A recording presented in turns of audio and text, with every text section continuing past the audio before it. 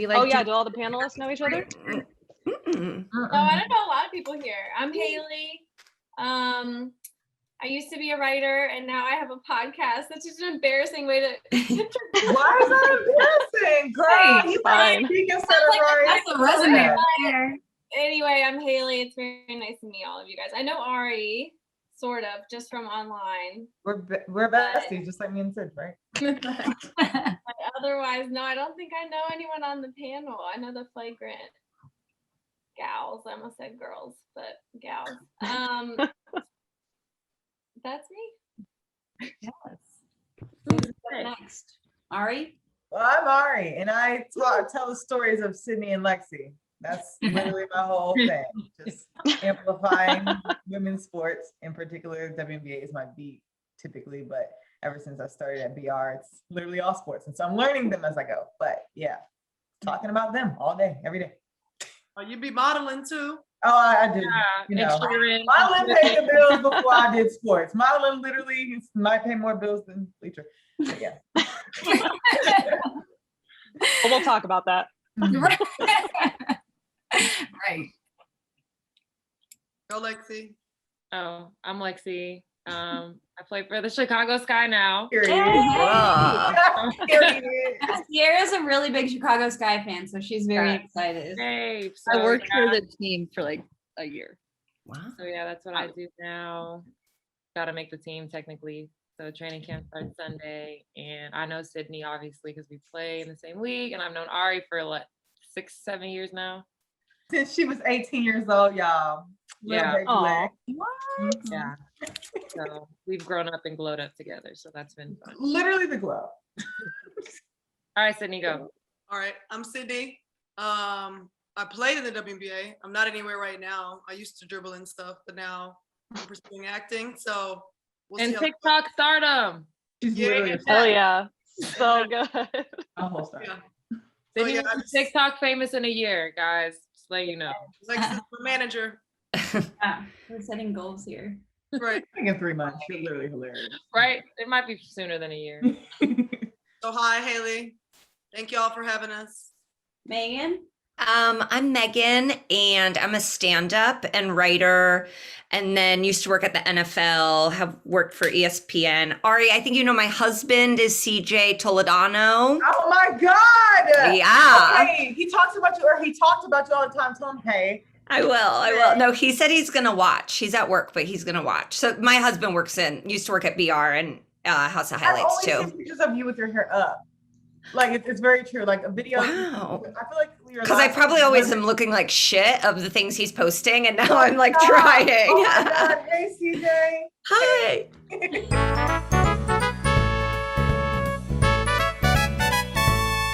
Hello, everyone. Welcome to the Women Complaining panel by Flagrant Magazine. My name is Brazilia, and we are here today to discuss the hardships that women in sports and women in general go through for simply being women. We will touch on topics surrounding the pay disparity, the future of women's sports, and more. Joining me today are 5 amazing ladies who need no introduction, but for the sake of this panel, I'll go ahead and do that. First up, we have a reporter, host, and genius mind behind Highlighter. You can find her covering just about every single women's sports broadcast that takes place ever, and she always brings the energy. Ari Chambers. Next up, we have WNBA guard known for her lockdown defense. She was the number 9th pick in the 2018 WNBA draft and the featured athlete in issue 2 of Flagrant Mag, Lexie Brown. Yes. Next up, we have Haley O'Shaughnessy. She is a writer / executive producer extraordinaire and podcaster at Blue Wire Pods. She was formerly a staff writer at The Ringer, and she's currently killing it on her basketball podcast, Spinsters. Hi, Haley. Now, our next guest you may have seen on YouTube, Twitter, or her 30-minute special on Comedy Central. She's a former writer for the ESPYs and a current writer at Follow Through Studio. Welcome, Megan Gailey. Last but not least, when this woman is not breaking your ankles, she's definitely making you pee in your pants because she is hilarious. Last season, you saw her run point for the Chicago Sky. Before that, you saw her as an assistant women's college hoops coach. And tomorrow, I don't know, you'll probably see her on the silver screen, Sydney mother effing Colson. Thank you all so much for being here. You each bring such a unique perspective to this topic, and your opinions and experiences all carry such weight when it comes to conversations like these. So we really appreciate you being here with us today. And hello to our audience members. Thank you for being here. Huge thank you for donating to the Women's Sports Foundation. So excited to be supporting a cause like that. Please engage in the chat, submit questions for the panelists, and let's have fun today. And before we get started, I just want to shout out my team, Ashton, Alex, Bethany, and Sierra. They are all working behind the scenes right now, moderating the chat, the Q&A, and live tweeting. So shout out to them, shout out to y'all, shout out to us. Let's do this.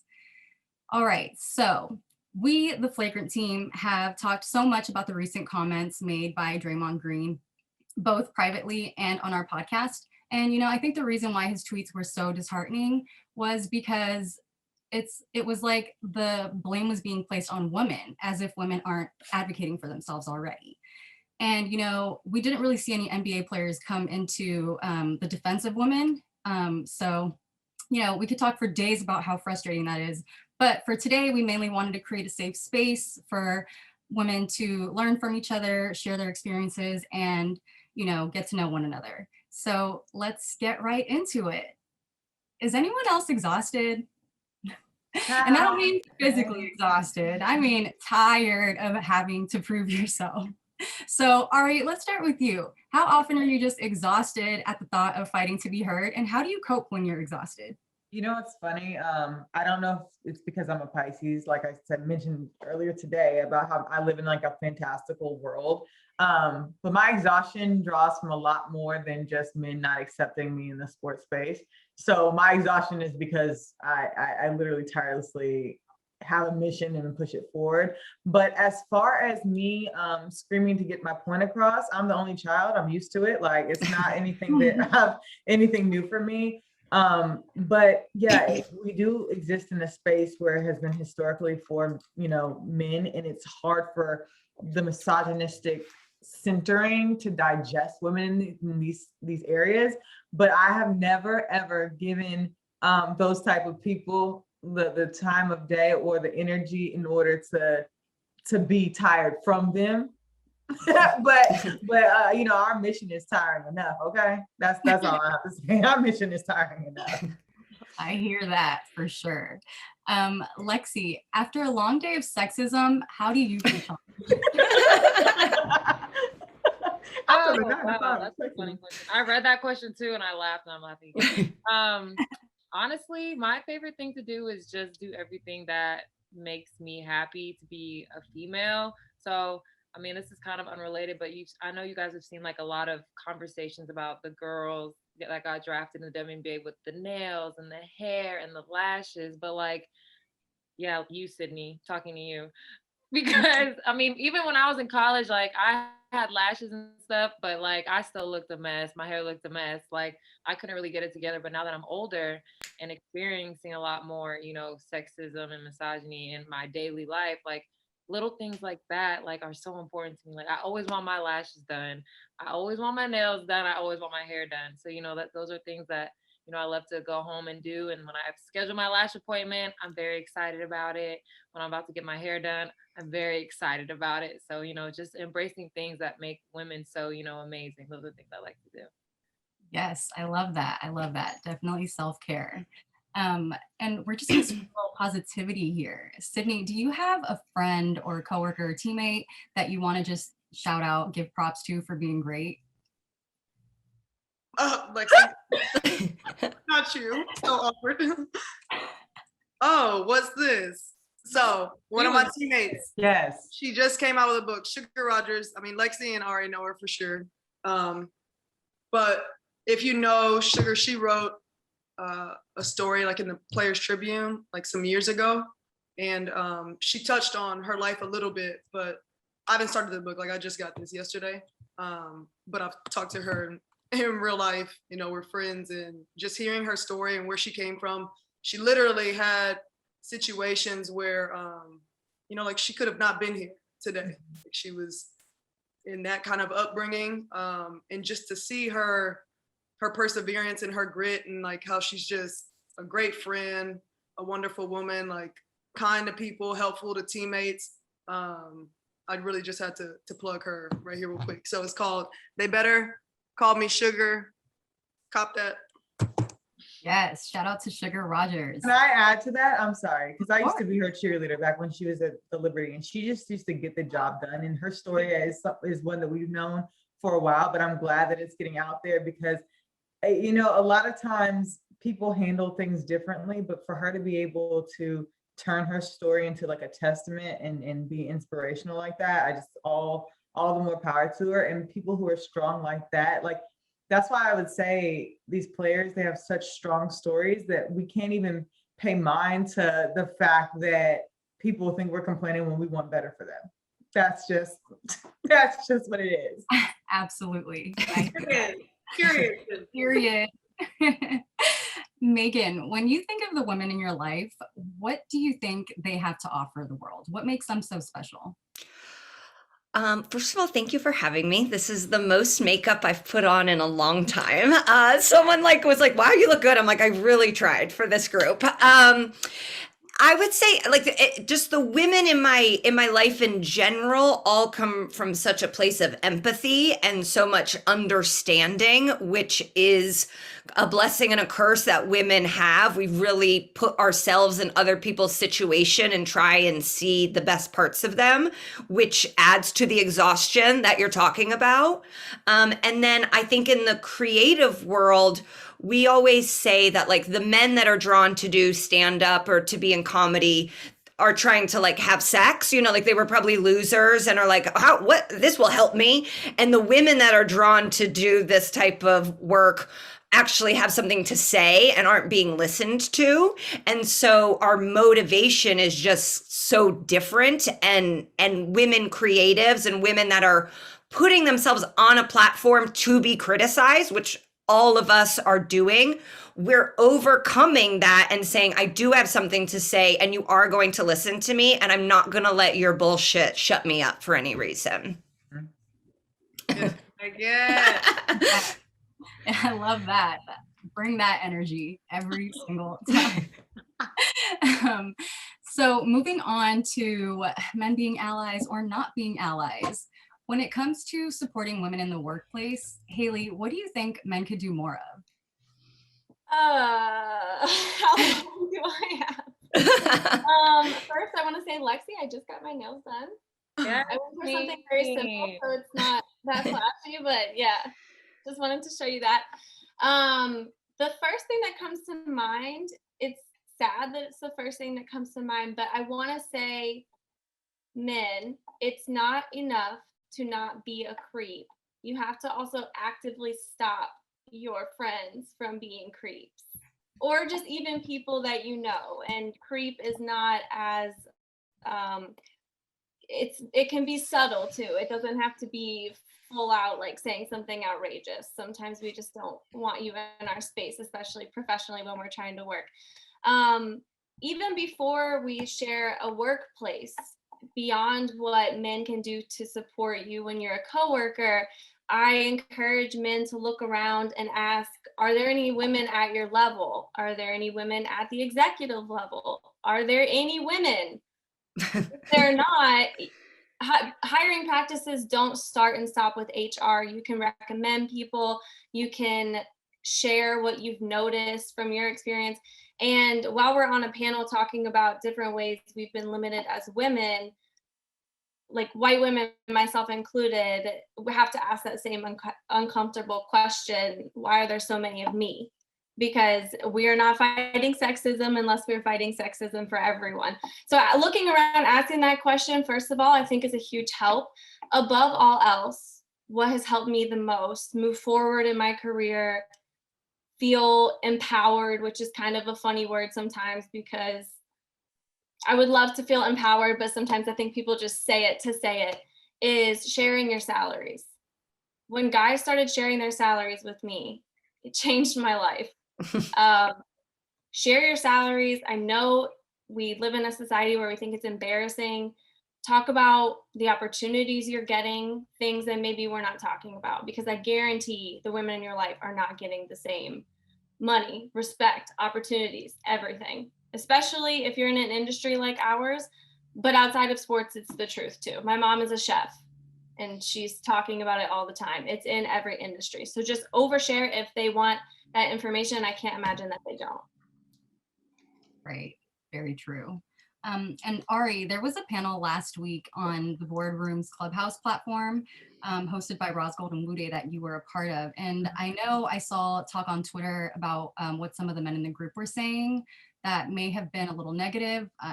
Did you want to speak on that a little bit? I don't necessarily remember men speaking in that panel at all. Maybe that was repression. I don't know. But it sounds like it was great. I literally don't necessarily remember that. But I do want to add to Haley's point I'm sorry to like completely not do your question. I literally don't know. No, that's fine. Okay.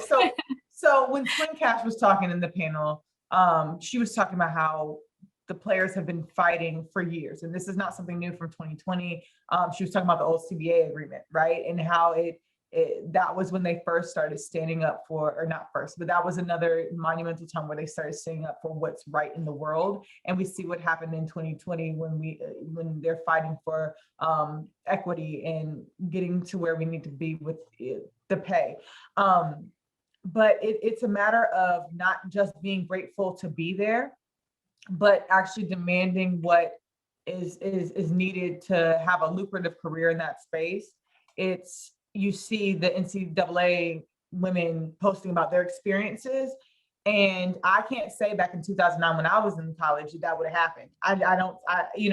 It might have, but just the boldness that they have by saying, oh, no, we're not just grateful to be here, we're pushing forward past that, and this is what we deserve. 8 out of the top 10 most followed Instagram accounts are women, so like they're branding themselves properly. So if the investment is there, it can be lucrative, it can be a return on investment. So you know your worth and you're going to demand it. And like Haley was saying with the salaries, talk about it, because we need to know these discrepancies, because a lot of times women in the workplace in general, not even talking about athletics, go in and they think they're saying a high number, and then men are over here tripling that when they're just placing requests. So it's just that scope of us being so grateful for so long, but we need to push past that gratefulness in order to know what we deserve and to demand that, because I don't think that any man out there is going to deny what a woman brings to the table.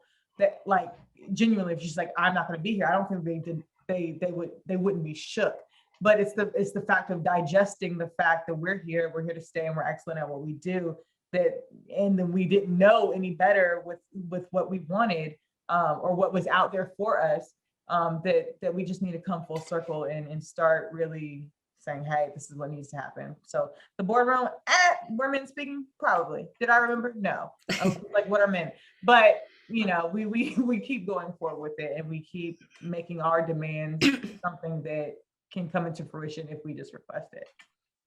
Yeah. So Alex said we could chime in. I was about to say something after Haley, and then I was like, well, let me not, because then you started. Yeah, please, of course. This is a conversation. Chime in. One of my friends, like, I don't know her title exactly, but what she does in her work is to like encourage women to go ask for promotions and raises. And she shared a stat with me, and I can't remember it exactly, but it was something astounding. Like, men go in and ask for a raise like twice every quarter or something, compared to women asking like twice a year. And just like that difference, I was like shocked to hear that. I'm like, so they're asking like 4 times as many times, and maybe not even deserving of it, but just like, well, it's November, whatever, I'm going in and asking. It's like, and then women just feel like, oh, well, let me just be, meek and happy about what I have. So yeah, I just thought that was wild that that's taking place in the workplace. Yeah. That's it. I'm done.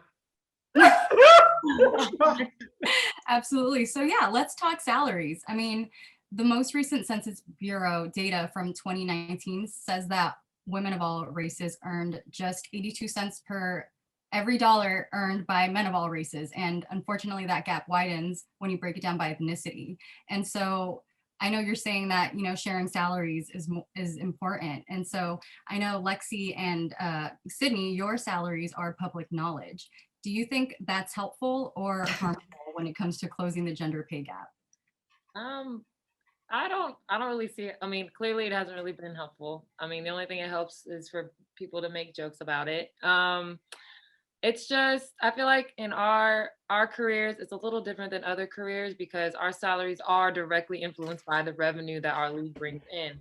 So it's kind of a completely different type of model than, you know, the typical woman in, you know, corporate America. So men are just still not making enough, like the same amount of money as men do. Literally, they're doing the same thing. They're probably doing more than the men, you know, in similar positions or higher. You know, I think our salary conversation has died down a little bit because, you know, we understand economics and, you know, I think that it's hard to say like share salaries because, I mean, these NBA players are making what, 30, 40, $50 million a year. I'm just like, you just toss us a mill. Like, y'all don't miss it. Y'all might not be able to buy a boat or 16 cars, but like, so it's just like things like that when, you know, NBA players, I mean, they obviously are so amazing. They are very supportive. A lot of them are, but you know, you see, they do put their money where they want to make money and things that they care about. You know, you see these NBA players investing in tech, investing in other sports teams, male sports teams. So it's just when they say things like that, like, oh, we're here for y'all, we're advocating for y'all, and then they go invest in the MLB team after you just offered to buy the Atlanta Dream. I'm just like, Where's the disconnect? Right. Talk about it. Right. A league like ours, and that's with any business, like sometimes you just got to take a risk, and I don't know, it's just kind of disheartening because they do have money to make risks with and they choose to put it elsewhere. So Right. Yeah, I was like responding to somebody about that the other day. They were just like, but I mean, the women are not like, y'all should not make 30 million. And I think like around when our CBA was being discussed, or whenever we talk about like the money that we make, people always assume that we're just saying we should be making what they're making. And that was never our argument. Like, we're not slow. We understand what we bring in compared to what they bring in. But the problem was that we were getting like, what was it, Lexie, like 25% of our revenue or 20 compared to the men getting like 50. And it was that way since all the CBAs prior. So nobody felt like this was a problem apparently. And it just kept being okay. But like, you know, like had that been fixed in the second CBA back in the early 2000s or something, well, then we would be at a much different point right now, I think. But, you know, like Ari was touching on, I think social media and these girls having like large followings and understanding how to brand themselves and how to put themselves out there is really going to help to bring more recognition to the league, even though a lot of it is based on guys like just like looking like at them like sexual objects. exactly. But I mean, like some things you can't stop. These girls are taking advantage of it. I think the smartest way they can, and I'm here for it. I think that it's gonna make our league, you know, grow. Period. Yeah. Period. I want to add. I'm sorry. I know this. Sorry. But a lot of big businesses or investors are afraid to make the investment into the women's game because they didn't see the numbers previously. So it's like a chicken versus the egg situation with it's like, should we invest and risk this? But the numbers show, we saw through the COVID year because ESPN literally had nothing else to post on the network, like literally nothing else. But we saw the 400% increase in that. And so it's like, yeah, it's here. People are literally tweeting me and Lexie and Sydney all the time for merch. And I'm like, what you want me to do? I don't work for Lil. I don't know what to do. But like the demand, like they really, really want to support the league. And then that's what can turn into dollars so that you guys can make the money that you deserve to make. But back then it's like 25% of what? You know, you're not even benefiting from merch because the merch wasn't available. These network deals didn't exist. And so it was a hard situation. So hopefully now that the new CBA is in place and within 6 years, it will be the more equitable situation. It can come full circle so that you guys get what you deserve. I mean, when you talk about WNBA merch, no merch in the WNBA was just popping before this. Like Mhm. before Kobe, rest in peace, wore this, and Mhm. before Eb, a woman that was working at the WNBA, like got this hoodie out to like a lot of celebrities. Like you said, like WNBA merch was not a thing that people were just drooling over. But you know, with these new jerseys, like people are like, oh, like those look good because it doesn't have Mhm. 50 million things for you to read. It's like, oh, what's it? You know, what game am I at? Who's that? What? Like you can't read it with all of that stuff. And so I think now, because so many people are talking about it and so many people include the players, like now I think the WNBA is starting to make some changes in the way we're marketing our players. Mhm. You know, Ari, when you talk about there's people don't know like what to compare to the growth, there's no precedent, so people are scared to invest. Mhm. Look at the men's league. Like that is Exactly. a perfect comparison. The men's league was in dire straits until Magic Johnson, Larry Bird came in. I'm a huge history buff. On the podcast, we just did this story about how in 2001 they eliminated the illegal defense rule. Mhm. Why did they eliminate it? Because nobody was watching. So they have failed, tried again, failed, tried again for years, and they have decades on top of this. Mhm. So the pressure behind this to be an instant success, Mhm. that's not even the right phrasing. The pressure behind this and acting like there's no precedent, and it's so scary because it might not be successful. The NBA wasn't successful. But it's crazy, Haley, because I feel like men are allowed to fail, and we have so much the pressure to have to be excellent. Sometimes we're just freaking average, but you know, like with the pressure to be excellent all the time and not knowing when our second chance is coming around, and that's a societal pressure, right? You see it even within coaching. Like you have a Black woman or a woman in general stepping in, and she might have a losing season and never get a chance again. But you see, let me shut up. But you see other coaches like come in and it just doesn't get any better, and they don't even come from winning programs, but they get a whatever. But it happens, and you see men have chance after chance after chance. So I hear what you're saying, and I just wish the society would shift their thought process of, hey, we're allowed to be we just can exist. I remember Issa Rae did one movie, I forgot what movie it was. People were like, hey, it's okay. Like it was bad because it was just okay. I'm like, no, some things are just okay. Sometimes you can just look at something and it can be just okay. But men do it all the time, but we don't ever hold them to that standard. It's like, why not? Yeah. Right. So we have some questions from the audience here. I think maybe one here. It says, in terms of wait, no, sorry, that's the wrong one. Is there any women's league in any sport in the US or abroad that you think has a business model worth duplicating in other leagues for women? That's from D. Anthony.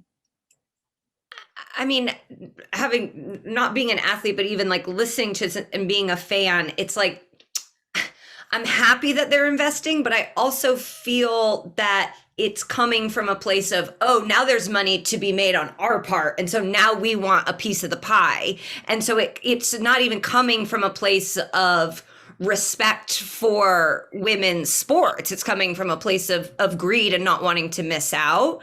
I know in tennis that they've had constant struggles, and their fighting point has always been, well, in the majors, the men play 5 sets and the women play 3, so they're playing less time. But it's like they end up, sometimes men win in 3 sets and sometimes women have to go to 3 sets. So that doesn't even, and like Serena is the biggest star. Naomi is bigger. Like name a men's tennis player, especially American. It's like they don't make money. They don't exist. We don't even have like a pipeline to have them be successful, which is fine. They'll be fine.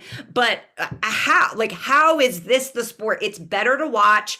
The stars shine brighter, and they still are fighting constantly, and they're making most of that money up from endorsements. It's not from tennis. It's not from the tournaments. It's from them just being more bankable sponsorships. That makes me think of the women's soccer league, the NWSL. So obviously, if you want to make money and you're a women's soccer player in the US, you have to do US women's national team stuff first. That is how you make money. But they scheduled, I think it was a friendly, I don't remember, but it was against Sweden, I think. They scheduled a US, well, that was probably scheduled first. I don't think you can mess with that. But they opened the NWSL season while that was happening. So Alex Morgan, all these players could not play in their NWSL season debuts. And one of them was, it must have been Alex, because it was Orlando was going to Louisville from Kentucky, obviously. So this made me extra upset, but Louisville is in its inaugural season. It's their very first game, and you're taking away a visiting star, yes, but somebody who would have brought people in. Thankfully, Louisville loves soccer. The stadium was filled, but you are setting people up for failure when you're not even thinking, okay, let me make sure that we have all of the stars ready for this game. Let me make sure we get the maximum exposure. So at the bottom line, it's just consideration for some of it. Yeah, absolutely. Another one from the audience. This is from Kenton. What factors do you ladies think go into men and the greater public being ignorant to the gender pay gap? Just not, I mean, we live in a patriarchal society. It's been set up for them to not have to know, in the same way that I need to be held accountable as a white woman for knowing experience outside of a white woman's experience. They just have not been, they haven't had to. And it's like, they're not forced to, and men are not going to do something that makes them uncomfortable. And it's hard for them to want to learn, but it's the same conversations that's happening with race sometimes too. It's like, you guys got to learn. You're going to have to do it. I cannot teach you about women's pay gap if you don't have a desire to actually have information about it. It's willful ignorance, because knowing this information about groups that are not yours can cause cognitive dissonance. It's a whole psychological thing. So, and we're set up to not have to know it. Like, nobody's forcing it on you. And in the most trivial way, I talk about, because I do model and I have makeup artists and hairstylists that can't do my face or my hair. And I can't imagine a Black woman showing up to set not being able to do white women's face or hair. And so it's the same way in knowing about the information about pay gaps. It's the same way in choosing ignorance, waking up and choosing to stay ignorant, and not knowing about any group outside of yourself. It's across the board with everything. Absolutely. Part of me thinks it's like you get insecure too.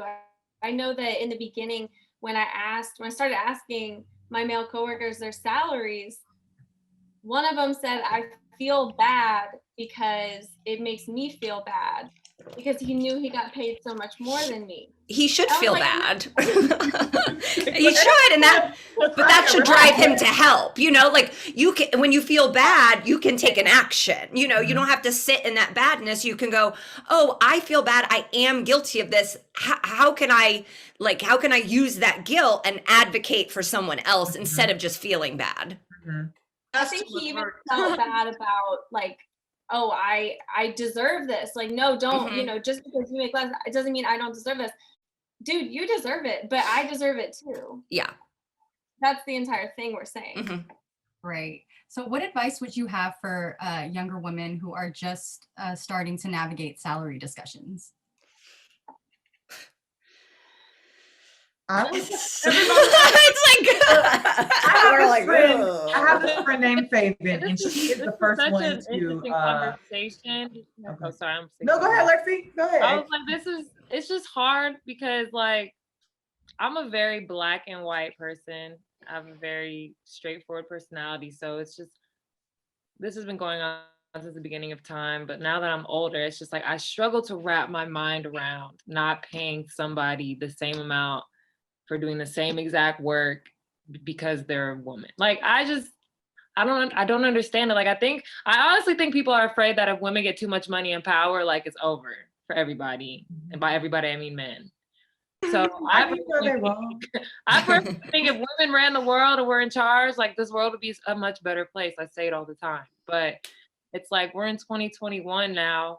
You know, still, like, everybody can, you know, have access to a lot of the same things. You know, Google exists, the internet exists. You can, you know, build your skill sets. Things aren't, you know, just specifically for men and women like they used to be. So I'm just like, if I were ever to have to go ask to get my salary increased, I would just be like, here's what I do, here's what he does. So can you tell me why? Tell me why. Mhm. And Tell I'm me just why. justify the pay difference. Like I just don't understand how it's just not fixed. Like I Mhm. don't understand that. I do think some of it is going to be on women further along in industries to advocate, because when I was starting out, I was happy to be anywhere, and you're constantly, it's knocked into you, like, if you don't want to do it, there's 1,000 people behind you that will do it for less money and be here tomorrow. So like you're taught, don't ask, but then you get to a point now, it's like I have a whole team that advocates for me. I don't ever have to talk to anybody, and if anyone talks to me, I'm like, I'm gonna fucking kill you, my lawyer hates you, you know, like we get to do that. And so now, but now it's like, oh, I'm in a position of power and respect, so I don't worry about it. But what I could do is be going to women behind me and going, hey, I got paid X for this, make sure that you are getting paid X for that, if not more.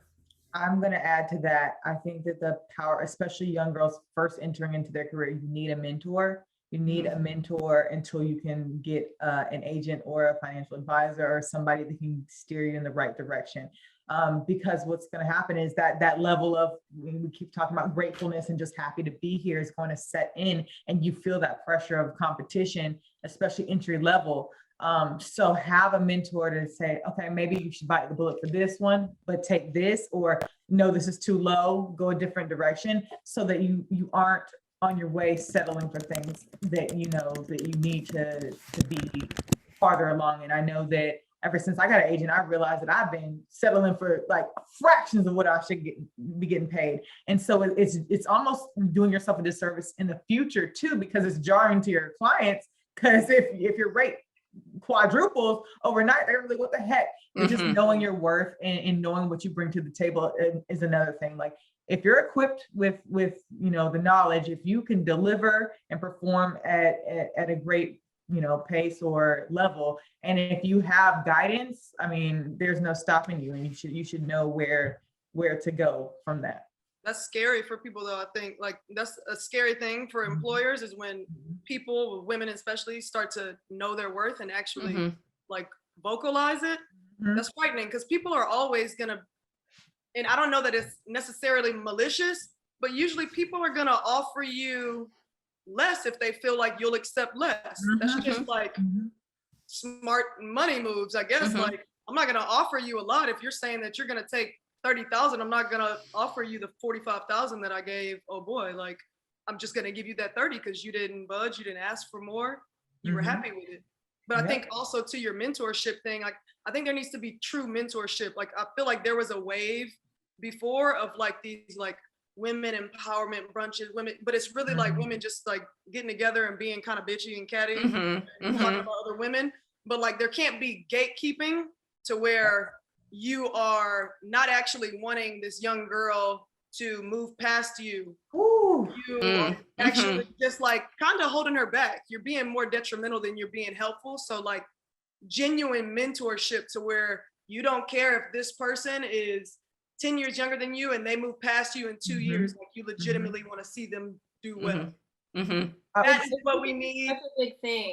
It's hard. No, Yeah. I want to add to this. Like, there's a quote that somebody very, very close to me said, to just keep everybody in perspective. You can't open the door for people and then get mad when they walk through it. That's something that I want to leave to the older generation and the people who have been in it. Like a lot of times I hear the tiredness of the generation before me and how they've had to break down the ceiling or shatter these ceilings and break down these barriers. And they're like, well, you don't even know how like easy you have it. I'm like, girl, you don't know my struggle either. But like, I see them talking about the younger generation and almost have like this animosity towards them. And I want them to know, like, no, this is what you came in the game and you pioneered so that the next generation can come up and have it easier. Because you shouldn't want the struggle for everybody. Grind is important, like whatever.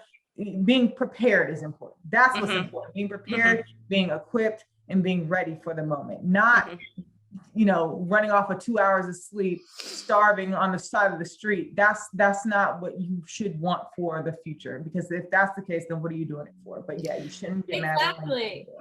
Exactly. People be like, you have no idea what I went through to get here, and like you guys need to wait your turn. And why would you want anyone to go through that? The internships, like not to get into that whole conversation because I'm sure we're all on the same side of it, but you did an unpaid internship and you struggled through college and you could barely eat and it was so awful for you, and so everybody has to go through it too. Why? If Mhm. you knew that it was hard, why wouldn't you just want to make it easier for the person coming after you? And until you can get an agent, like you were saying, or proper representation in whatever it would be for your respective field, having people who tell you, it's hard because people will email me and they'll say, what should I do if I'm looking for internships? And one of the things I say is like, don't do anything for free.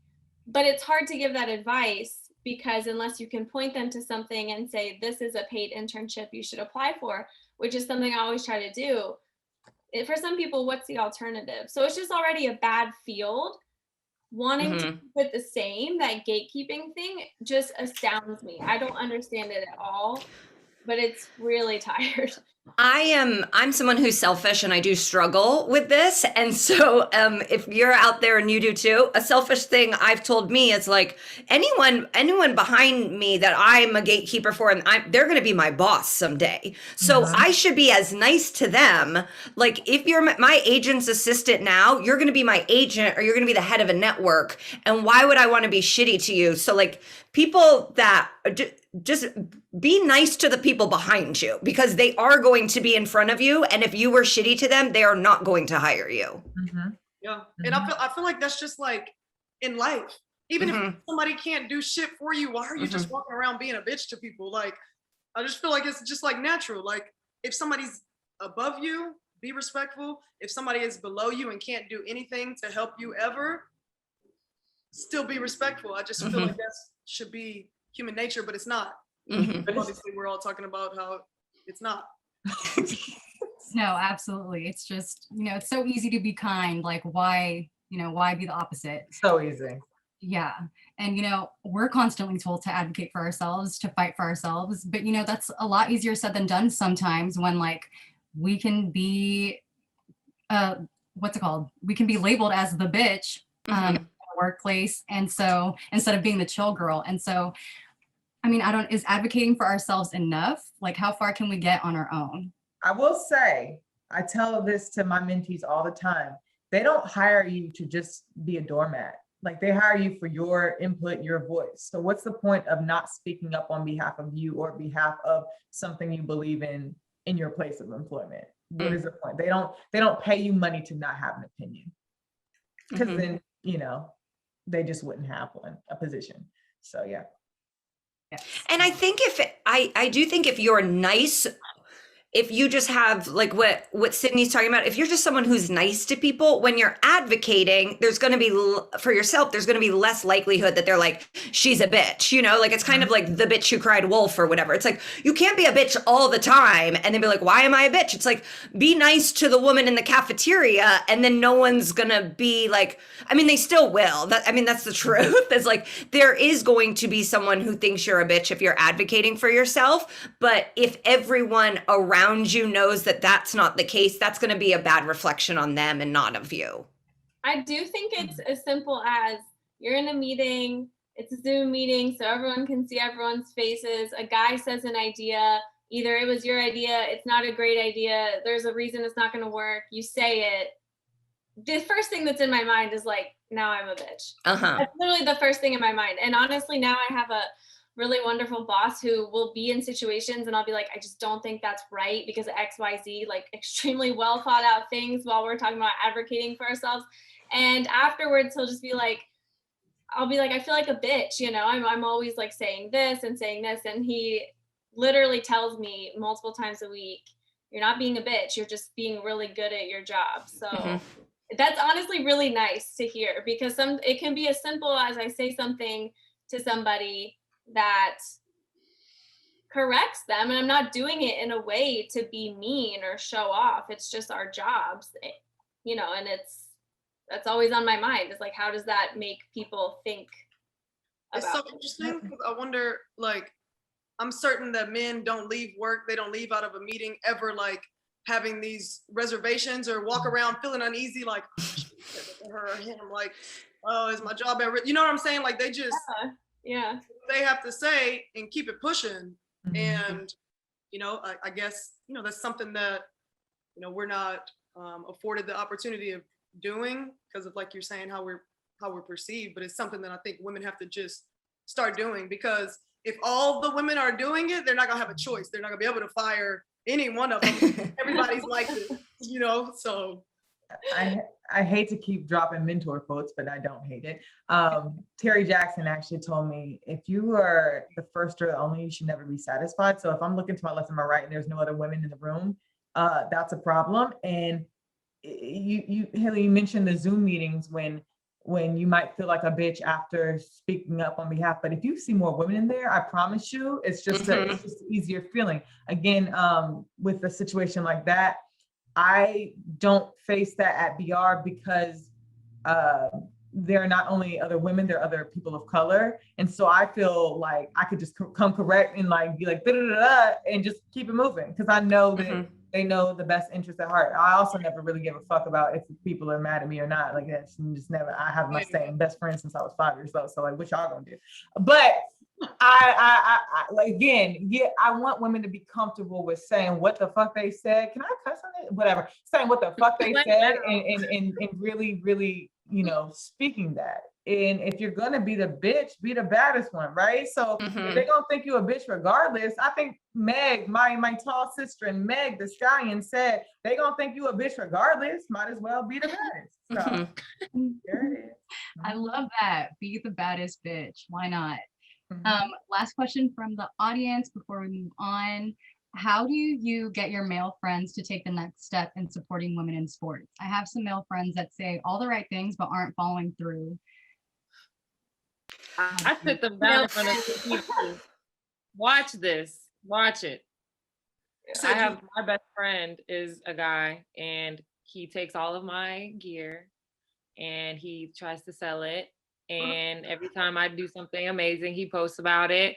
He puts all his friends onto the WNBA. It's just like, it's the visibility of it. I think once you show guys like what this is like, I mean, obviously you want to pick a good, I mean, even with NBA, I have friends, girlfriends that don't care about basketball at all. And I'm like, can we go watch the game tonight? And they're like, no, I don't care. Like, that's just how some people are.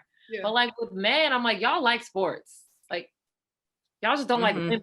Like, just admit that. Get over it. Like they keep putting it on. Oh, we don't like the way they play. They miss layups. I've watched NBA players miss 5 layups in a row. Oh, they don't dunk.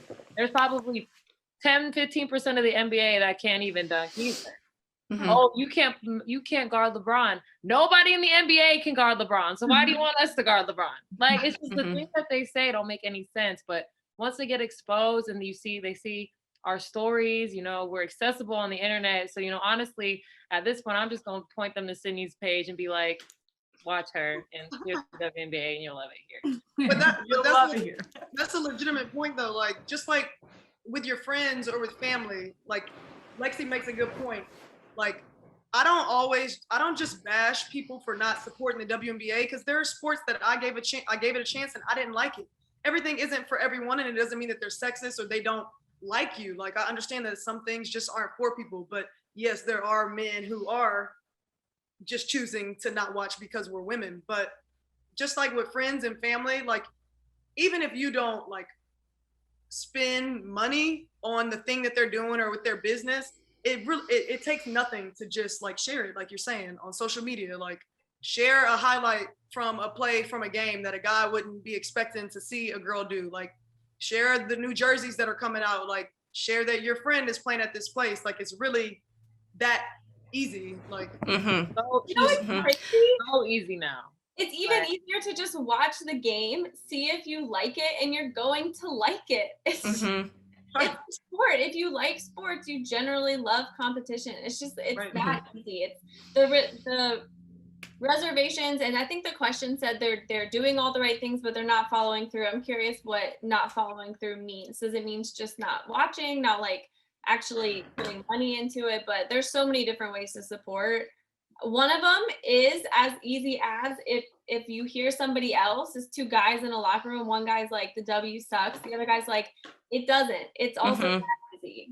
Then call out men because we can't do all this work for you. Yeah, this like definitely transcends sports too. We like need men doing this on a global scale. I mean, in the creative field, we have a predator problem. There are new male predators being outed all the time, and they continue to work.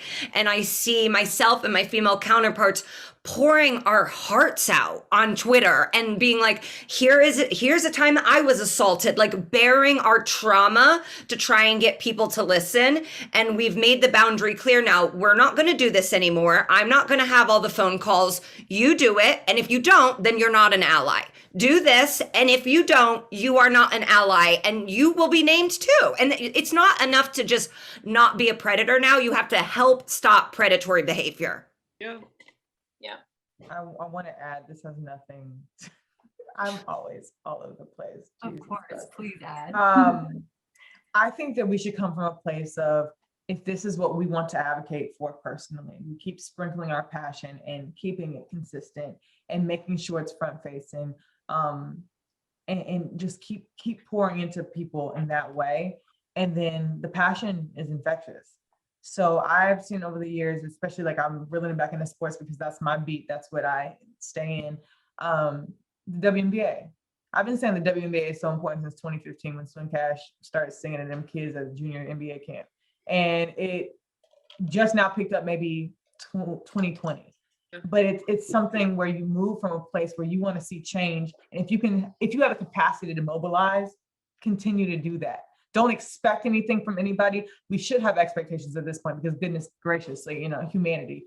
But don't expect people to move with the same level of passion, the same level of intention that you have. But as long as you continue to walk your journey and walk your plight and push your message and your agenda, frankly, somebody's going to catch on to it. And it's going to be an effect where they're going to start talking like, what is she doing? What is she speaking up on behalf of? Maybe that salary, like, why is she keep talking about money or women belonging in spaces? And then they're going to get curious. And when curiosity happens, they start, researching, and then they start understanding, and then they start advocating. And that's the same way with, the orange hoodie. Kobe wore it. It's an influential figure. He moved from a place of, like, he had an altruistic heart with supporting women's sports. He had a daughter. And so when he wore that, I'm sure he wasn't thinking he was going to make an orange hoodie movement. He was just like, I want to support them. I'm already at these games. Here it goes. And then, like, you see players like LeBron and them start to sport it. And then it just became a thing. And that's the thing. They moved from a place where they're like, okay, this is my journey. This is my beat. So I'm going to keep putting it in front of your face. And now look what happened. Look how that translated. So that's the things. That's the things. Thank you for Thanks. Can you think of a particular time where you had like an aha moment? Maybe it was the first time where it hit you that like sports as an industry is sexist? Like that first the time I could think. On the first time I could think, yeah. The first time I picked up a basketball, I had to go play with the boys, and they're like, "No, you can't. You're a girl." Yeah. I was interning at a a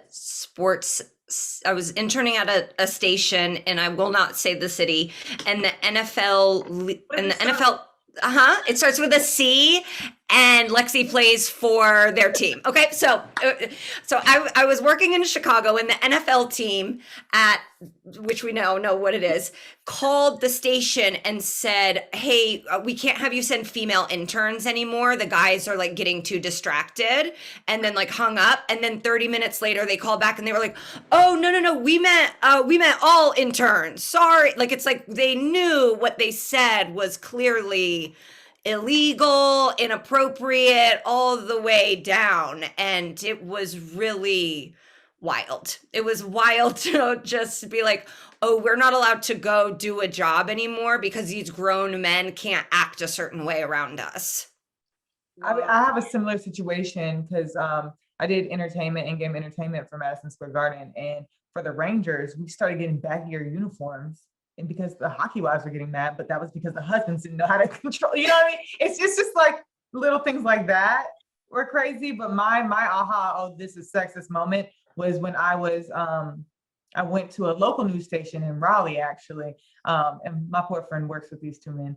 But I was talking about, covering NCAA women in the WNBA. This had to be like 2018. And I was saying how I was intentionally staying on the women's side. Like, women's sports aren't a stepping stone to me. That's exactly where I want to be. And they were like, why is that? I'm like, well, you would never ask somebody why they want to cover the NBA. Like, what you mean? Why is that? Like, that was the moment where I was just like, oh, y'all are crazy.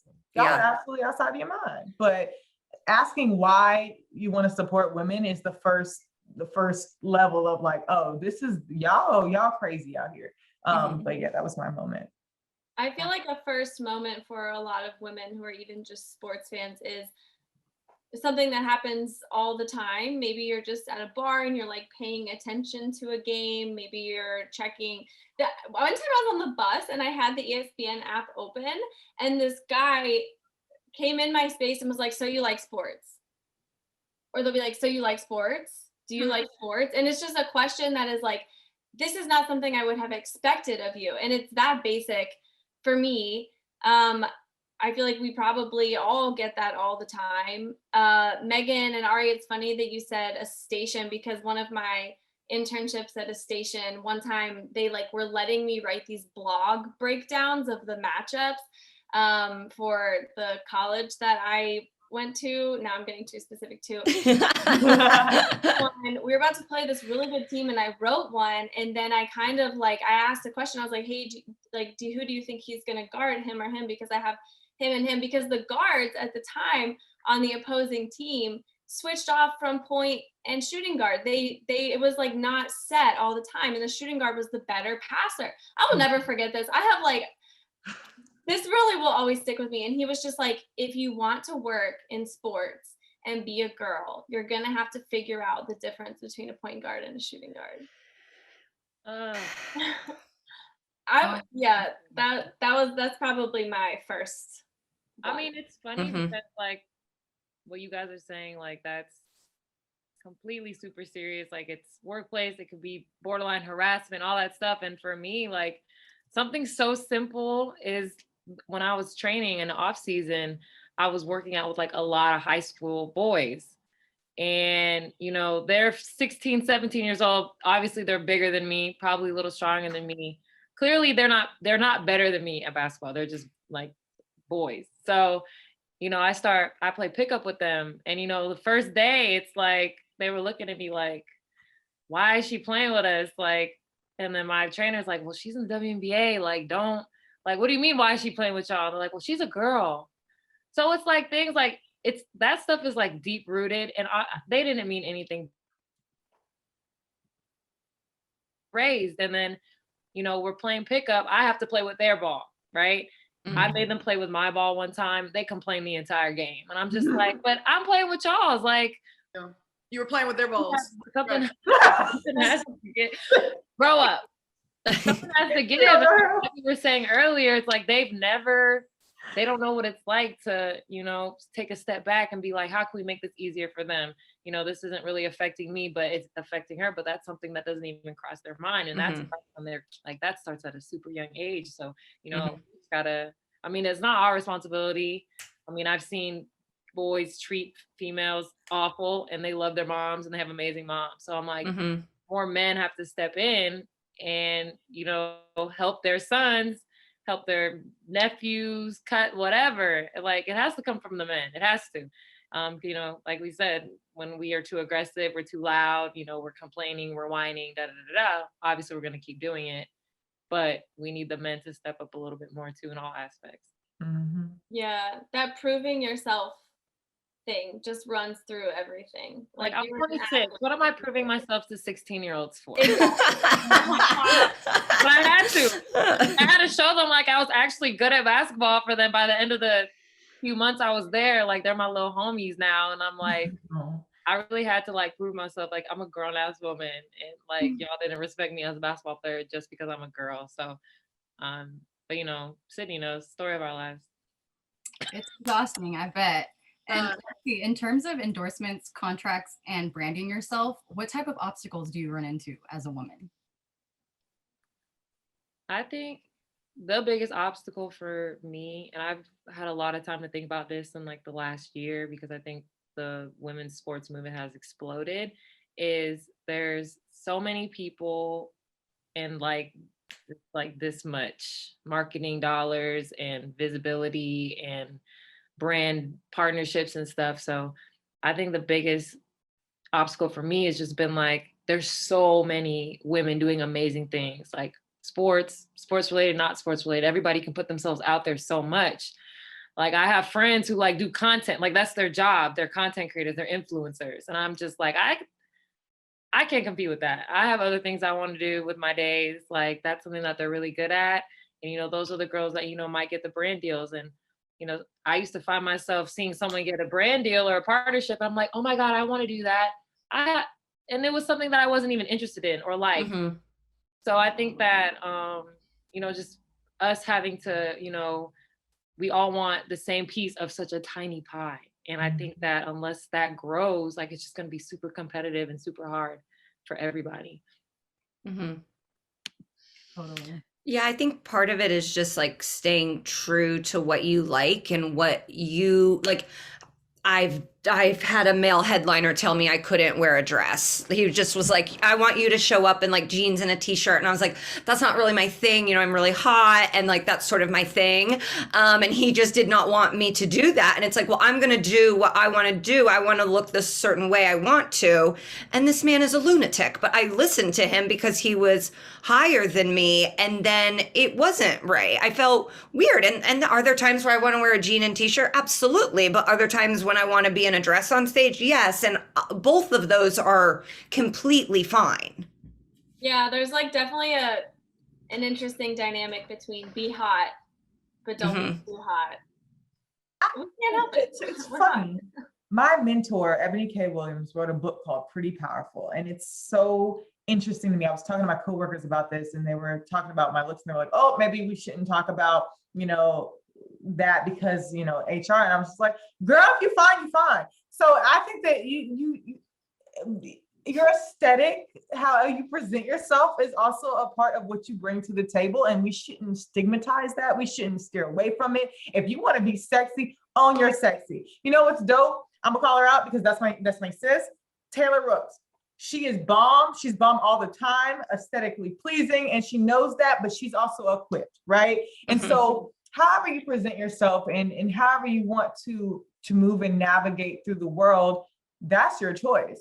If I want to have a deep V, that's my choice. If I want to show up in sweats, which I do every single day to work, that's my choice. And these are things that we can own ourselves. If we want to be sexy and know we're sexy, if we want to wear these booty shorts or whatever, this is how you're presenting yourself. And this is a choice. We have a choice to do that. We have a choice to own our pretty. We have the choice to own our looks in general. And, you know, pretty doesn't just have to be the surface level. Beautiful doesn't just have to be surface level, but that's something we should get behind and own and realize that about ourselves and not stigmatize it and just be like, yeah, girl, I utilized my resources and I did that. I did that. So. I mean, I see your point, Ari, but you also have to consider women do need to watch what they wear because you don't want to be a distraction to them. Yeah, because because we need to nurture them more because my thing is like, what are men? I don't understand. Like, I don't understand the lack of control, and that's what just confuses me in general. I'm never going to be one to change or to dim myself down because it's uncomfortable for you, or to cover up my legs. I mean, I'm 6 feet tall. So like the legs just sometimes gonna be out, and that just is what it is. And I don't need to be worried about how you can't control yourself if I pop out with a dress on, which is very rare, but sometimes I do. And that's my prerogative. I do know there's networks that are like, you have to be in heels. Like I've worked places where they're like, oh, you're not going to be in heels because you're the funny girl, but all these other bitches, they're going to be in heels. And it's like, why can't everybody just like wear what they want to? And like a lot of these women would be wearing heels. Like they really would. But it's like, yeah, maybe at 8 months pregnant, she doesn't want to be in a 6-inch stiletto. And that should be like a choice that's okay. Wait, what did you have to wear? Like combat boots or some shit? Oh, I would wear like sneakers. Sometimes I would wear heels if there was a player I liked. I was like, give me some heels. And this is as a married woman. But it's like, I'm sorry, I'm meeting a hero. I'd like a heel. CJ said, wow. own wife, CJ. Be your own wife. But no, seriously, we can do that. We can own it. And I don't care about men not being able to control themselves.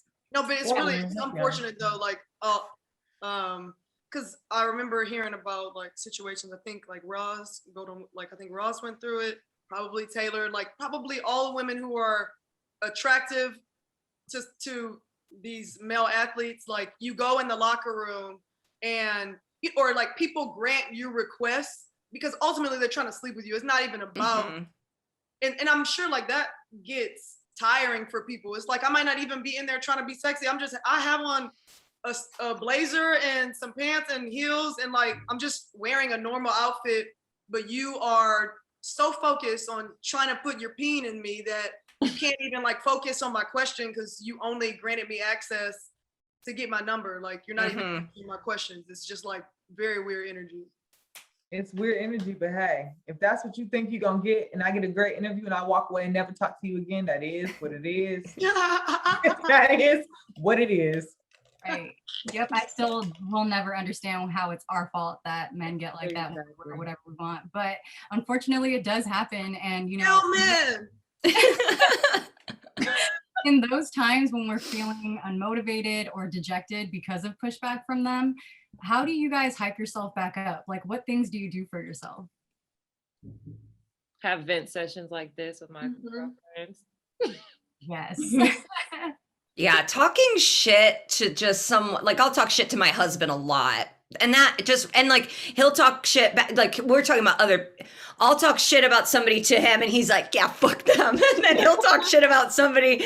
And then, you know, that's basically, but 2020 has been in this house. No, but it does, sometimes venting and, you know, getting it out. Just knowing, like looking at pictures of yourself being a bad bitch, just like going back to your like, no, I'm good. And I also think sometimes wallowing in a little bit of doubt and self-hatred and insecurity is okay because then you can really like bust out of it. Then you pop out. I love that y'all's love language is just like talking shit. Like that. Yeah, food and talking shit. Like I imagine myself, y'all seen Insecure where Issa just be spitting at herself in the mirror. I think that's what I do. I'm not as nice with the bars or whatever, but I be spitting myself sometimes. Let's see. Record it next time. Absolutely not. You're the content. I just talk about your story, so. Okay. Yeah. We have some more questions from the audience. What unique features of the sports industry can allow it to be a progressive platform / example for gender equality?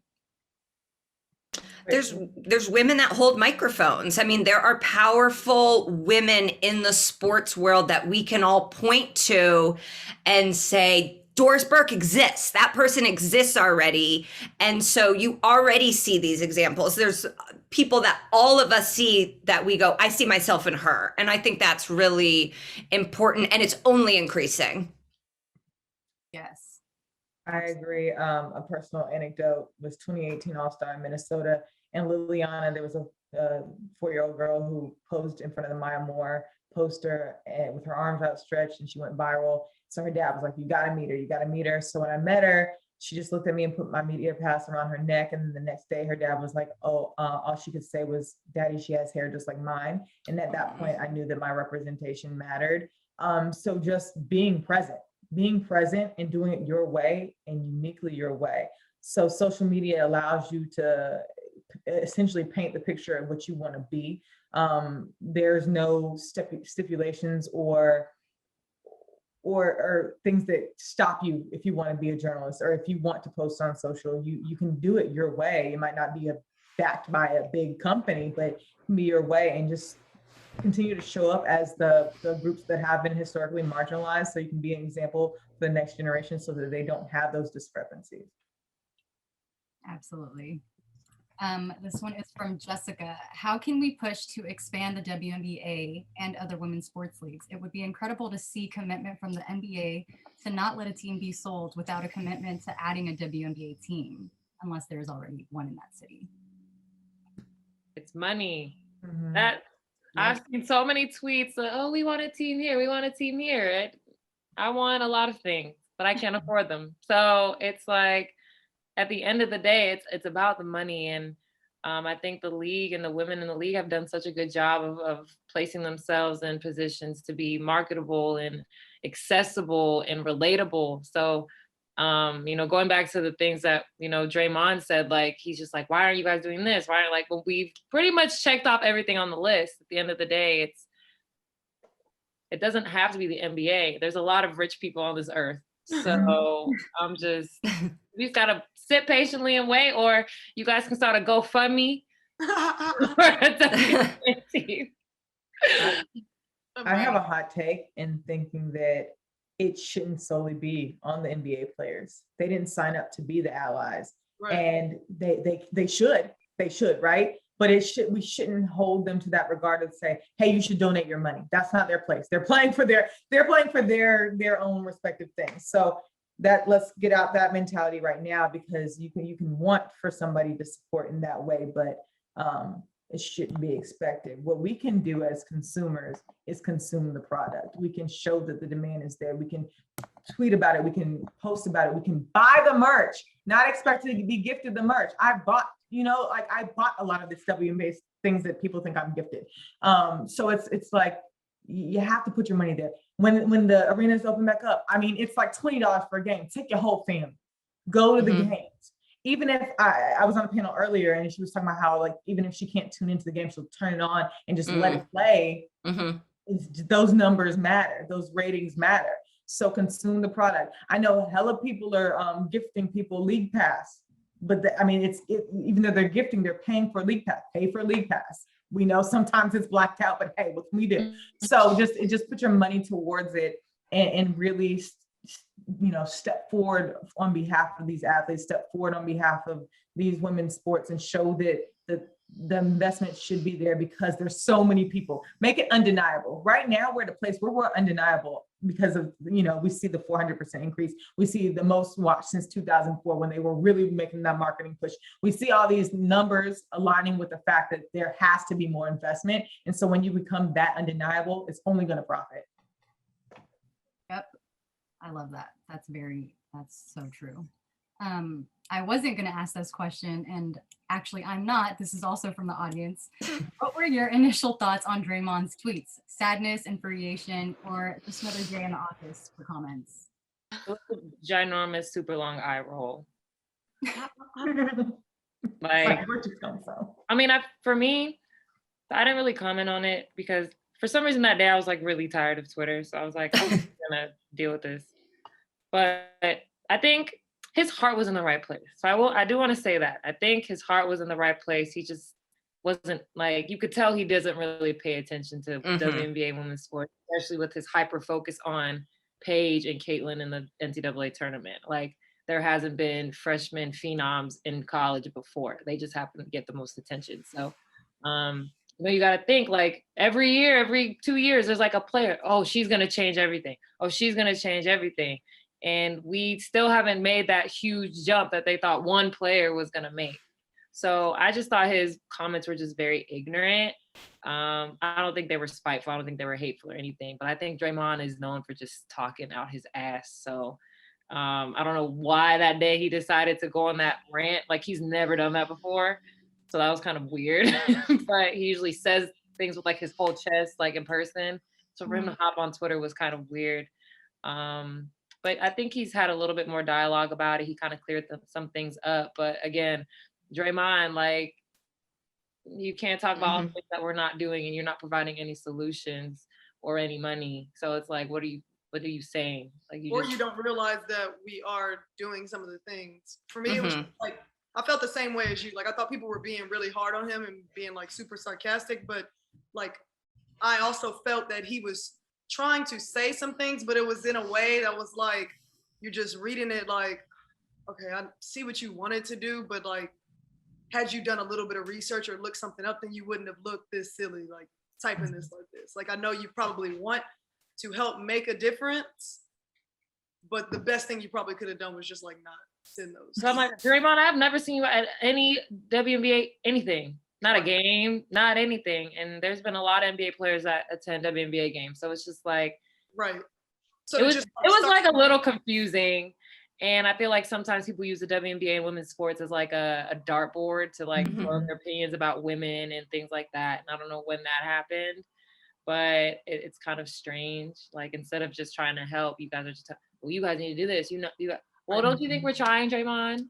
Right. Like, Right. He was sitting here waiting. like he's somebody who like goes to a lot of games and he's just so frustrated that he had to tweet, like, Right. oh, I keep supporting. Why aren't other people realizing what they need to do to get attention? Oh, this is so stressful. But like, no, bro, you're like clueless. He was like, we need people to tell their stories. And I know Ari was like, I was like, boy, you know, I tell stories. but right here. But no, I think that it's interesting. Me and Lexie talk about this all the time. It's like, why does everybody pop up when it's like something bad about the W? Like, why are those the most viral stories? It's crazy to me. I don't understand it. It's one thing to bring attention to something, like we see the effects of like, or the impact of like drawing eyes on NCAA or the discrepancies, and we saw how quickly that was remedied or attempted to be remedied. But like, when you just on here complaining and making things viral and showing women's basketball in a negative light all the time, I'm not saying Draymond does it all the time because he really literally popped up out of nowhere, but I really want people to stop giving it fire. Because as much as we're coming to the defense of it and saying, wait, no, it's still spreading. And it's so frustrating. It's so frustrating to see stories like that spread because it's drowning the stories that are being told. which And is that's why, like, a lot of WNBA players didn't even comment on it. I know Meg Rapinoe did her thing like she always does, but a lot of WNBA players think like Ari, like, we're tired of just being the butt of jokes. Like just the negative, like there were so many amazing things going on. The USA stuff was going on. Of course, they brought it to them. And I think that they handled those questions like amazing. But it's like, sometimes you just kind of have to let things be said and like die down. But like people were so excited to like, Draymond, you're right. This is what I've been trying to tell everybody. And I'm like, are you guys all just like economists and, you know, sports geniuses? Like, I was so confused at how fast that like gained traction, considering that Draymond doesn't really know anything about women's basketball or I sports. do wish there had been more, and this kind of piggybacks the allyship thing we were talking about, of like more players of Draymond's caliber or above being like, you're wrong publicly. Right. And that very well may have happened privately, or a conversation of like, hey man, you got to know your platform and like know that if you meant this thing, it's actually going to be construed this way. But I wish there had been some more public dialogue from NBA stars being like, what he did was stupid and he's stupid and you don't need, no, you're not stupid all the time, but like he did a stupid thing. And then I think that would have made him come out and correct it or apologize. But it really seemed like no one was agreeing with him, co-signing it, but they also weren't holding him accountable. Yeah. And I think like, obviously like in this cancel culture, like you can't say shit anymore. People are real sensitive, even when people aren't really trying to be hurtful. Like we're saying, like, you don't think his intentions were bad, but you're ignorant. But it's like ignorance gets like this really bad rep. Like it means you're just like this terrible person, but really you're uneducated about something. Yeah. Like a not just like admit that you came from a point of ignorance, a vantage point of ignorance. Now that you have people who are educated on the topic telling you that, like, be an adult, say, you know what, I didn't look stuff up about that, you're right. And Men don't do that. Men don't do that. But a lot of women don't, you know what I'm saying? It's just like, it's real easy to do that. I spoke on something and I didn't know. What I was talking about is a very underutilized like cop out too. We would to someone be like, oh, I don't know. We'd be like, wow, how refreshing. You know, but like the fact that he doubled down so hard on it, he doubled down. He said, I said what I said. Yeah. That's what I said. I don't care if it was loud and wrong. Loud and the loudest of loud and wrong. Loud and wrong. Yeah. You hate to see it. Wrong. Yep. This question is from Becca. What would you tell the Nikes and Adidas of the world? How can they step up for the league beyond the jerseys? Well, I was with Nike and I'm not with them anymore for reasons that I will not disclose on this, but you know, We don't have to get into that, but it's like they do so much. The brands do a lot of stuff, but it's like we said, like it's not up to the NBA players. It's not up to the big brands. Like they do a lot already. So I'm like, to just, honestly, they support women's sports a lot. Those big brands like that. Our jerseys are amazing, even though it took us a lot of getting on them about that. Like, I'm surprised that it took them this long to give us some nicer jerseys that fit and look different, things like that. I don't think those big companies and brands are the problem. I think, like Ari said, it's people need to consume. I think Nike, this is their, I wouldn't call it like an apology, but they're like, okay, you guys can have your jerseys, and people are going crazy over them. So it's been really nice to see. Well, it's even such a baseline though. It's not just like the cool jerseys and there's the jumpsuit and the vest that I love that I'm probably going to get, but it's just as simple as having jersey options, home and away jerseys, and jerseys that don't have, like we were talking about earlier. Sorry guys, my dog's going crazy. Oh, hello. Hey.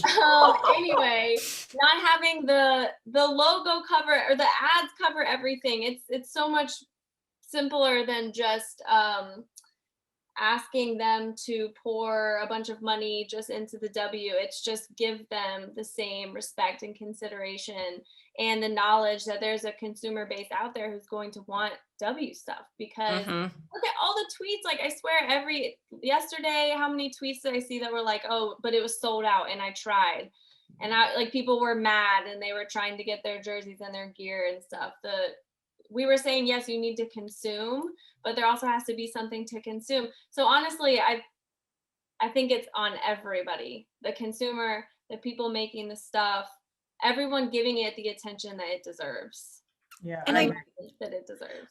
I think to some extent they have the power to make stars and to make superstars, and they could start sprinkling that out. We don't need just 2 WNBA superstars. We can have 15. We can know more names and more faces, and that's sort of up to them to put the money behind them. Well, I think it's up to them to check their unconscious bias that it could be a good investment. Yeah. To highlight somebody like that. It's not. Yeah, I almost think that, well, yes, for Haley, I think that more merch should be available and they shouldn't underestimate the jersey sales. I think that that's one thing for the main companies to do. But as far as making sure there are more stars, I think that that's a media problem. I think that that's like a lot of media isn't, the WNBA isn't typically their beat. So they get lazy and only cover the names that maybe an ESPN will get behind. And that's something that, a lot of companies I know personally are trying to push through. You have people in there who are really advocating for the W and like, hey, no, I understand that you want to cover Sue Bird. Like, Sue Bird is great and she's been great for the past 15 years. But like, there's other people out there that you can talk about and, and not have to make that the safety net of it. And that's not anything coming for Sue Bird. Like, she's great, love her to death. But I think that there's so much depth to a lot of players. Like Sid came up here and talked about Sugar Rogers. Sydney herself, like, hello, like freaking that could be money right there if the league would have got behind it before and really like sponsored your content or Lexie. I want the bundle. Hello, like I just want the look. Okay, girl, the look. There's ways to market it, and media needs to stop being lazy and banking on these saviors that ESPN dubs at the beginning of their careers that carries on, because they ESPN does it smart. They pick what players they want to highlight and they stick with that. If more people did that, we wouldn't be so mad at ESPN all the time for sticking their players, because there'll be other options in other media companies. And so that's what we as media will inherit that responsibility to get behind our selected players and really push them forward. Because you can't be mad at ESPN because they're doing what they want to do as a company, and other companies should really do what they want to do as well. Yep, I hear that. And Lexie, I know we talked to you a little bit about this in your feature with Flagrant. Do you view social media as an asset or a burden in your career? It's been a little bit of both. I think it's been amazing to express my personal life, my interests, things that I like to do. I love getting dressed up. I love being cute. I love being at the pool, my bathing suit. Like, I love doing things like that. I think the only burden it's been is just social media. One is a highlight reel, one. And some people obviously use it to put their problems and vent and I don't use social media for that. It's given people access to parts of my life, but not my whole life. So then, there's certain situations where people think they know me as a person. They know what I'm doing all the time because I post, my location every now and then. Okay, like off season, for example, I got so many texts asking me if I was on vacation in Miami for the last 3 months, when in reality, I was training twice a day, every day. But it's just like little things like that. You just have to, navigate. I think that social media has become a business, and I love it because it's fun. So just finding that balance. I think now I'm finding more of that balance. I'm not hyper focused on making a ton of money on social media. I think that's something that I'm just going to focus on a little bit more in the future. Love that. I love this next question from Alan. The WNBA has routinely been the leader in sports, responding to injustices and taking a stance in social justice issues. What is unique about the W that fosters this culture? Can you say that one more time? Yeah. It's Black women. I think that's the answer. I don't know why. I was just like going up for a second. Can you repeat it? Yeah, the WNBA has routinely been the leader in sport, responding to injustices and taking a stance on social justice issues. What is unique about the W that fosters this culture? Yeah, I think what Megan said, it's like 70% Black women, but also a lot of queer women, transgender, people from a lot of different backgrounds, foreigners. So I feel like we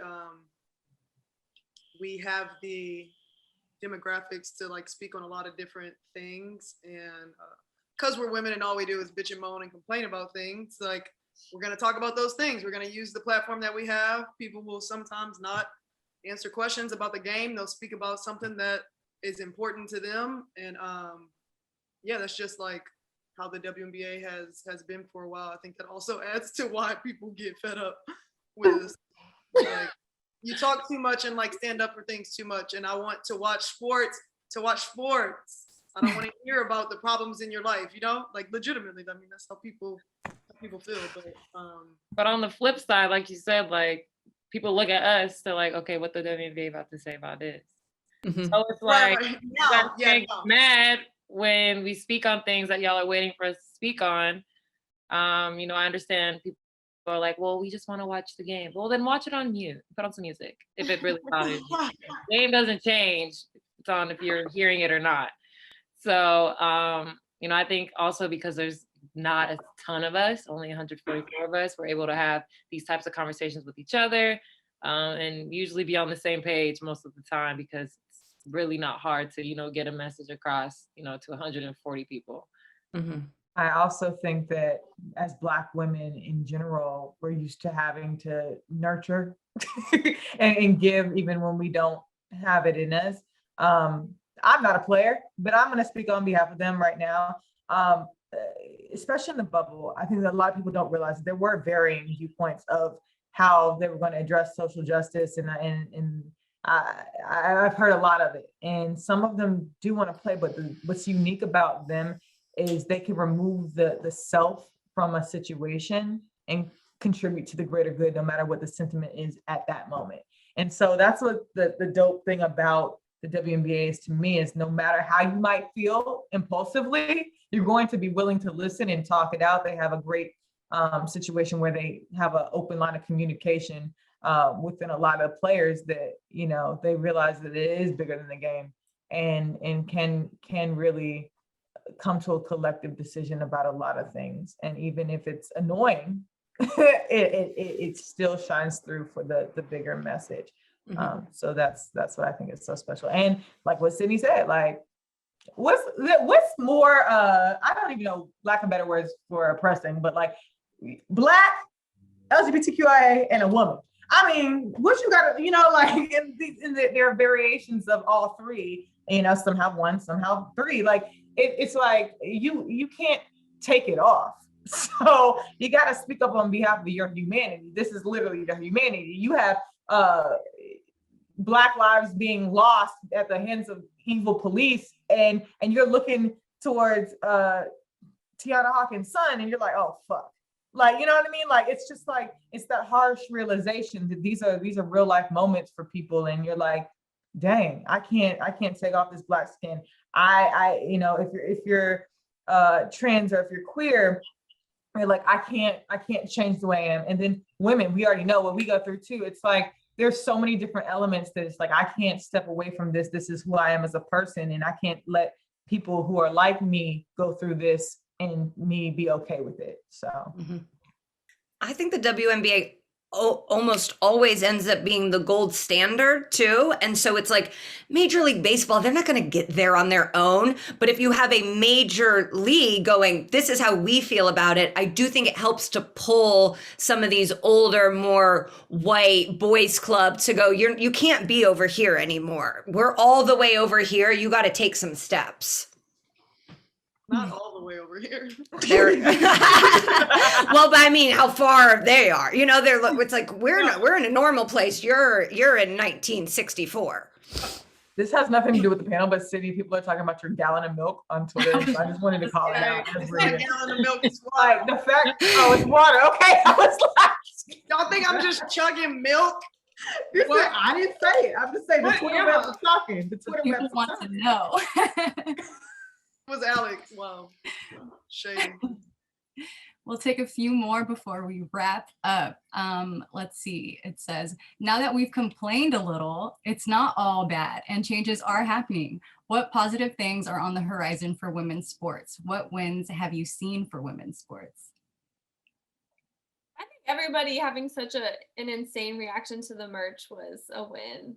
Just as a casual, like observer, not a player, not working for a team or anything. I thought that was, maybe it just hasn't been so present on social media, but them investing in that cool of shit. It's not just like it was like one jersey, it was so much cool stuff. So you have a manufacturer who cares, a designer who cares, people on Twitter who cared, it's getting sold out, consumers who cared. So I don't know, you guys are gonna have to tell me if you felt like that was a win because you are players. But to me, I was surprised and excited like everyone else. I had no idea we were getting new jerseys. So it was really cool to see everyone so excited about the merch. And even we were talking about the orange hoodie, I still have people texting me like, yo, can I get an orange hoodie? And I'm like, I don't even have one because my friends took them from me. So like, it's just been really cool to see the excitement about that. And then just our 25th season, just being here. Right, that gets lost in, all the work that we have to do. I think that sometimes we just need to sit back and reflect about all the work that has been done up to this point. That's crazy that you say get lost, because right before that you paused for about 4 seconds and all those words get lost. We don't know what you said, honey. I just said for us to be excited. We felt it. We felt it though. We were like,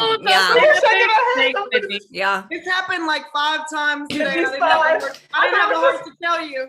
But it's like short. It's like the shortest amount. So you're about to go, oh no, Lexie, we lost you, but she's back. It's like great. It's the fact that y'all really committed to that character, and I was like, maybe it's just my internet. I know. It's a short amount of time, but she's saying a lot though, because when she comes back, it's not the same train of thought. I'm just gonna stop talking. No. Thank you. I just want to add, I think the curiosity around the game has really, really is a win, because I know within like our company, it's more like, oh, what's the WNBA doing today? Like, and it's great that I get check-ins from my colleagues that are like, oh, I heard about, Charlie's, dress. And I'm like, yes, you heard about her dress. That thing was impeccable. And then get to talk about like how they watch the NCAA tournament. And they're really excited about Ari. It's like there's growing curiosity and growing interest in like. Was it like that when you got there? Huh? Was it like that when you got there? Hey now, No, I'm not even. No, I think that it's definitely improved, like starkly. It's definitely been a situation where instead of it's, oh, Ari's covering all women's sports, it's like, oh, how can we, collab with Ari to get it on national and still like, support highlighters. So it's kind of cool how they're actually tuning in without me being like, hey guys, WNBA right now, they already know the draft is here. They know that things are coming. So we see that within the company, we see the increased investment within the company. And so I think that that's a really good indicator, especially because, it's Turner Sports. So like, hello, there's more chance for visibility and that's dope. And it really helps that Candace is literally holding it down every Tuesday, reading and gathering all the girls. So we love that for us. We do. And that speaks, like, I think Haley said something about it earlier, like you're talking about people changing, even at your job, but we're seeing like, some people on social media, like over whatever course of time you've been there, let's say 2 years, but like she said, I mean, WNBA is really young, like NBA, we don't know what they were going through at 25 years in, or I don't at least, maybe. We do, and it was really bad. It was really bad. I wish people brought it up more. So I mean, I think we have to, it's because we're living in this present moment that it seems so pressing for everything to be happening right now and everything to change. But I think we have to look at it from a lens of like the amount of time that the league has actually been around compared to other major leagues. And I would like to say that's exactly what I said when when it broke out. Literally, literally word for word, like word for word. I think he was lying. Okay, Lex. My point. I think too, women continue to break down barriers. I mean, we saw the first 2 assistant coaches in the Super Bowl. We have a female MLB GM, like across everything. And then it's in broadcasting. There'll be all female broadcasting teams. Like there continue to be things that are broken down and highlighter, like there's things that you can follow now that are going, this is happening. And like when I see something or I'll post on Instagram, then I see like 10 other people have shared the same, we're so excited about X. And it's like the more coverage these groundbreaking things have, the more people that are going to be talking about it. And my dad even texted me about women's games. I never thought I'd see the day. I never thought. Shout out to Pops. Before we wrap, do you ladies have anything to plug? Anything to brag? You guys want to brag about yourselves? Any final thoughts? No, this was fun. Like I really enjoyed this. Like I can't wait. I'm gonna follow Megan and Haley now. It was awesome that y'all did this. I say women just keep being bitches, keep complaining. I just want to salute Lexie and Sydney in particular, just for being dope individuals, and Haley and Megan, y'all are equally dope, but just being able to really get in here and talk and be funny and be open and we just met 5 minutes ago, half of us. Others 10 years ago, whatever. But it's just like all a family. So just being the willingness to talk about things and having varying opinions, and really like our ultimate goal is to push these 2 in the league forward, and in women's sports in general forward, and women in spaces that we weren't conventionally supposed to be in forward. So I just think that it's just dope. And it didn't feel like 2 hours, but yet here we are 2 hours later. Right. I'm going to put my email in the chat in case there's anybody who's watching who wants to get into sports or has questions, or the salary stuff. I don't know how helpful I'll be able to have, but I have horror stories about wage gaps. So I'm going to put that in here, and please feel free to email me about anything. Wow. I'm mine in too, but I don't know what y'all gonna do with it. I'm just gonna plug. I wrote on a new HBO show that's coming out, hosted by a Black lesbian woman. I think everyone, I think you would like it. It comes out May 21st, and it's the same night that Black Lady Sketch Show was on, and it made a little sandwich of, it's gonna go, our show, it's called Pause with Sam J, then Bill Maher, then a Black Lady Sketch Show. Yeah, Sam J. She's fucking hilarious. She has a new show coming out and I wrote for it. Yeah, she's great. So it would be so fun. Well, I guess I can't say this, but it'd be really fun if maybe 2 of those shows did like awesome in ratings better than maybe one of the other shows. Megan, I want to do stand-up. I need to know you. Okay, I need your contact information. We need to be friends. I'll teach it. CJ says I have a podcast. If you like Lifetime movies, I have a Lifetime podcast. I just Oh, followed I you. have a Megan. She's big time. Go, Megan, go. Thanks. I'm gonna plug my podcast as well. Please subscribe to Spinsters, the basketball. Yeah. Can y'all put your IG in the Oh, yeah. chat? Oh yeah, I have a podcast too. Lexie sure does. She be talking. I just started it. It's on pause right now because I need to focus. But What's it called? Now, there's a lot of information. I'll say this to help everyone, but really, Lexie texts me on the side. She's a little confused. When you have a large chat like this that's been going on all night, you can press those 3 little buttons over there, Lex, at the bottom. Okay, and then press save chat. Wow, I'm learning too. I didn't know that yeah, at what do you all. call me out for? Yes. Thank you. Where does it serve to, Sydney? Huh? Where does it serve to? Yeah, where does it go? Your desktop? Choose, yeah. And Zoom Wizard, where does it go? I'm like, where am I gonna find it? Like, I don't know. Figure it out. I help. all right. You're the one who provided this information. I've done enough. The first time I've had nails in like a year because I haven't got them done. So I'm trying to type and I'm like, it's not working. It's long. All right. All right. Well, thank you everyone for joining. Be sure to follow all our panelists. I hope you feel like you can move mountains, fight the patriarchy, whatever it is you intend to do. At the very least, I hope you learned something. Remember, we still have issue 2 for sale at flagrantmag.com, and you can follow us at flagrantmag on Instagram and Twitter. We love you. Stay flagrant, y'all. I'm trying so hard to. Oh. Okay. I think I-